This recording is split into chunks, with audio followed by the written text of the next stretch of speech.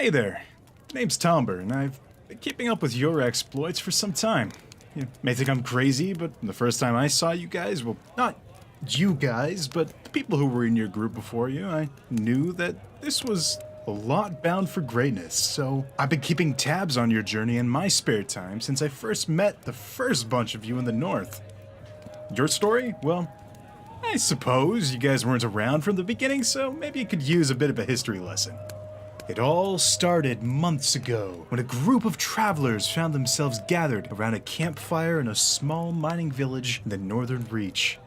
It was a random meeting. They'd not known each other before that day. I'd set up camp in this village and started a fire, and one by one they came and they sat down. They seemed like a pretty uninformed bunch, so I thought I'd tell them a story or two. I told the story of Apsu and Tiamat, the creation of this world. Everybody gave me their undivided attention, but there was this one little old gnome, a real character, who was raving on and on about the end coming or something like that.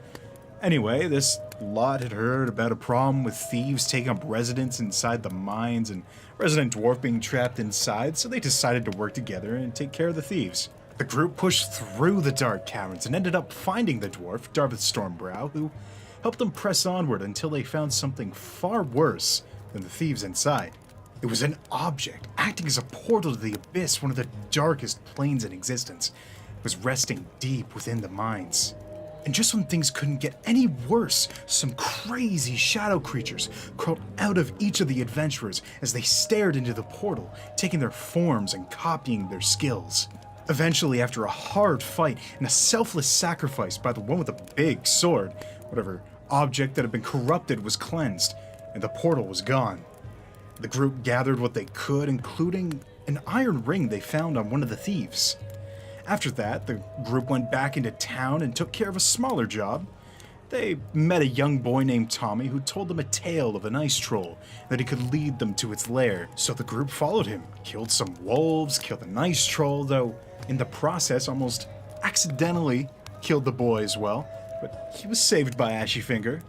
With a job well done after that, the group headed back into town for some rest, though one of the adventurers, the wizard, decided to go off on his own in search of a great source of power or something. After a long night's rest, they set off for their next job, taking care of the bandits that attacked the mines. The group left little Tommy behind with the Stormbrows and set off to find the bandit camp, where they ended up finding and setting free the most uncommon of monks, Billy Bob. Not the brightest Oread, but boy could he use a bow.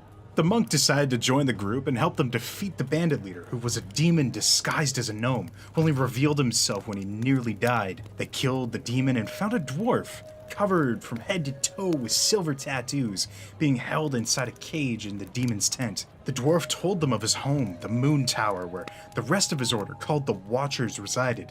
He said that this tower was, at the very moment, under attack by demons. The party was in the tower for days. They had to overcome a whole bunch of security measures the Watchers had in place to hold back intruders. One of the party succumbed to a heart attack or something, oddly enough, and luckily enough, within moments another person joined. After overcoming a maze, ghosts, demons, and puzzles, they reached the top where they ran into the same demon they'd killed at the bandit camp, now seemingly stronger than before. After a long fight, they killed the demon and saved the remaining Watchers, including their leader, who they called the Alpha. That's where Ashyfinger found his fancy weapons.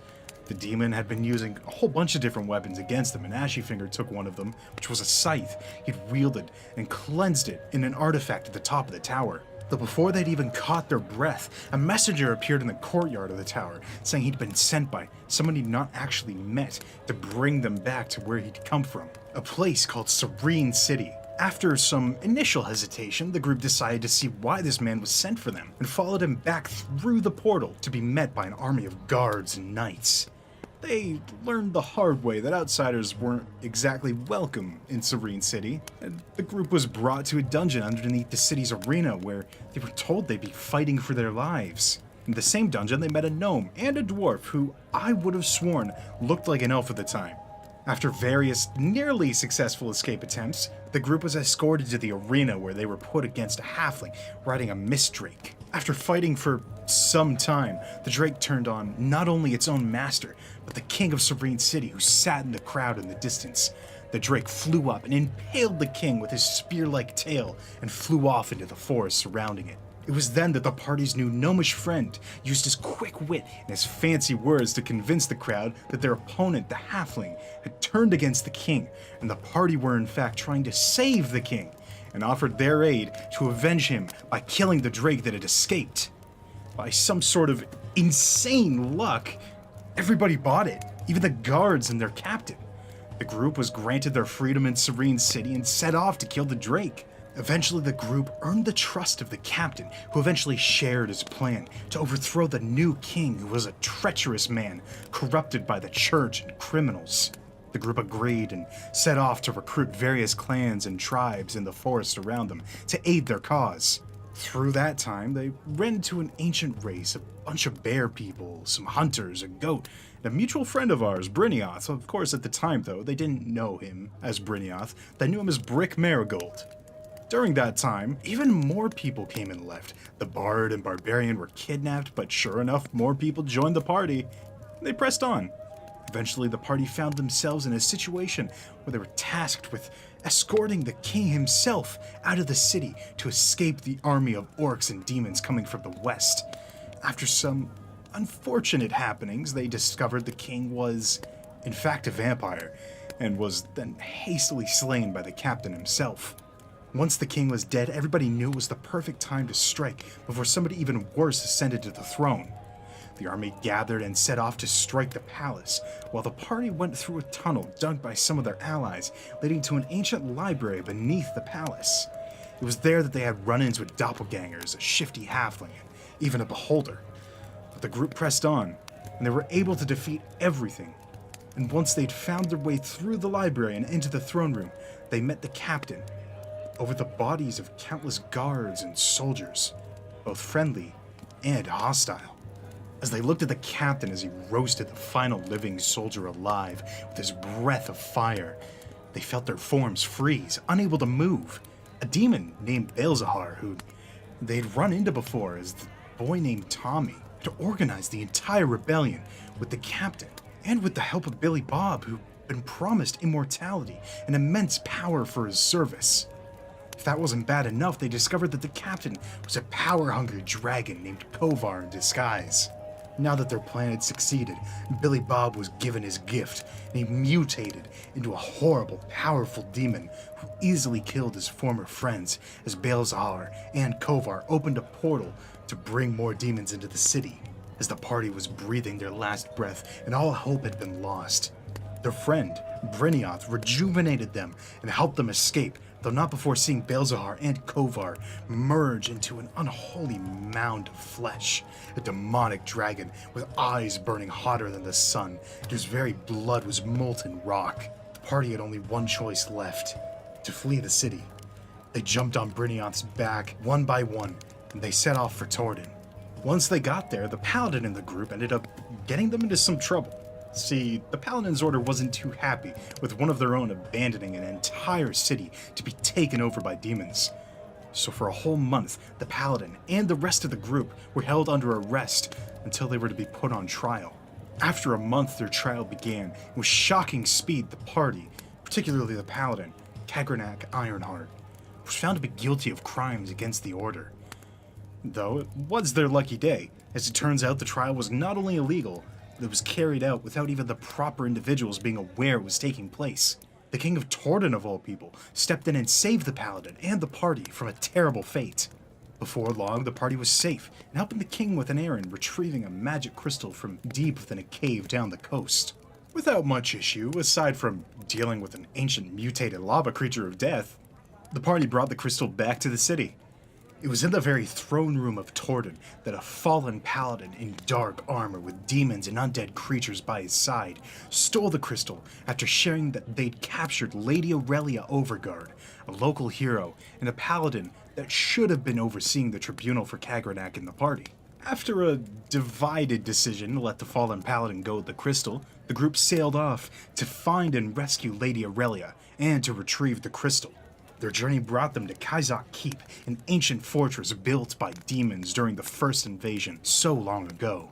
It was by far the greatest challenge for the party yet.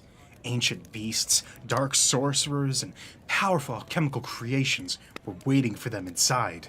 The group initially had success inside the fortress, breaching into the dungeon below and slaying multiple demonic lieutenants and powerful creatures, and quickly enough, found and freed Lady Aurelia, who they sent back to their ship. They then went on to find the crystal, though whatever the demons had wanted to use it for, the party still wasn't sure. With the help of a new ally, a crystal golem, the party was able to retrieve the crystal and decided to leave the fortress. Though before they left, they discovered a ritual had been completed by the fallen paladin to summon Nazajar, an ancient, terrible creature who the party knew they'd need to defeat. So after spending a night on the ship and fending off an attack from demons, they returned to the keep for round 2. This second time around, it didn't go quite as well as the first time. The paladin fell at the hands of a simple lava trap, and another to an explosion during combat with an alchemist. Eventually, though, the party found a set of portals, seemingly leading to an area of the abyss filled with molten rock and what looked like eggs resting on top of other rocks, though the party didn't know whose eggs they were. After deciding to stay away from the portal entirely, the party went on to deal with the ancient creature that had been summoned. They found on the roof of the keep, waiting for them, though the fallen paladin was nowhere to be seen. After fighting with Nazajar for some time, the group turned to see the fallen paladin finally appear through a portal with devils by his side, and the head of Lady Aurelia in his hand. Apparently, while the party stormed the keep once again, their ship was weak to an attack, and the fallen paladin took advantage of that. Of course, the party was furious and went on to fight even harder against Nazajar and the fallen paladin, and in the end they struck the fatal blows to both, though not without suffering some pretty great losses themselves. Just as the group was able to take a second to breathe, they saw an airship off in the distance, which had been commandeered illegally by their paladin's brother after he'd gotten word of the situation. Though, sadly, he was too late. His brother and much of the party had perished, though he was able to bring those left back to Torden. Then, once again, the group found themselves in a trial for an Ironheart, though this time it didn't go so well. Terius Ironheart was found guilty of treason and stripped of his titles and position in the military, but was eventually welcomed into the Order of Paladins in the city.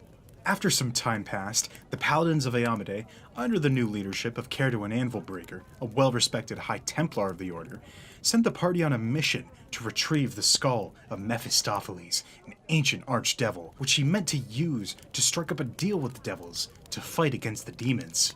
So the group set off to find the skull at Blave Tower. They fought creatures of pure rage, a magically mutated man, and a woman who was just batshit crazy. But they retrieved the skull and brought it back to Torden, though they returned to a city that was in a panic, working tirelessly to seemingly find and store all magic crystals in a safe place away from the city and on a different plane. The party found the king, who was working alongside Grand Archon Snickledor, a powerful wizard. They told the group that after much research, they discovered that the eggs the group saw inside Kaizak Keep were in fact the eggs of the god Apsu himself, which contained immense power. They believed that it was the intention to use these eggs to somehow create a pulse of magic energy, capable of causing a chain reaction of explosions that would destroy the magic crystals used all around Torden for various purposes, which would effectively remove the city of Torden from the face of this world forever. After the final magic crystal was stored safely and sealed away, everybody let out a sigh of relief, knowing that the demons couldn't destroy their home, and that a terrible loss had been avoided. It was then that everybody saw a massive pillar of light beyond the horizon, and a shockwave hit the city a moment later. Though Torden was saved, Amestris, the city of magic, wonder, technology, and great civilization, a city with a rich history and long-standing alliance with Torden, was the target. The people of Torden looked off in horror, and though the screams were too far away to hear, the deaths of thousands of innocent souls could be felt from a world away.